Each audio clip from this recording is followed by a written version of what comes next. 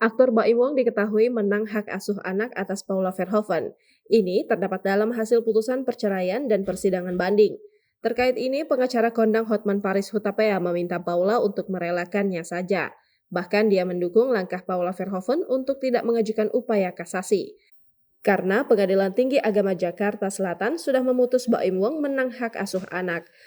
Lebih lanjut, Hotman Paris juga menyarankan Paula untuk menerima saja putusan itu dan move on dengan memulai hidup baru. Terima aja kalau dia emang rela anak itu di bawah hak asuh suaminya, terima aja, selesai, mulai hidup baru ya, imbu Hotman. Tak berhenti sampai di situ, Hotman juga meminta Paula tak mengajukan kasasi atau banding apabila memang anak-anaknya bahagia merasa diasuh sang ayah. Ditambah lagi, masalah awal yang diperkarakan Paula juga tidak terbukti, di mana Paula akhirnya diputuskan bukan istri durhaka seperti yang sebelumnya dituduhkan.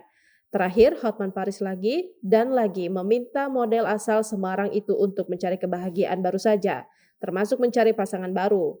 Udah selesailah, relakan aja cari hidup baru. Anaknya mungkin lebih bagus sama bapaknya, oke?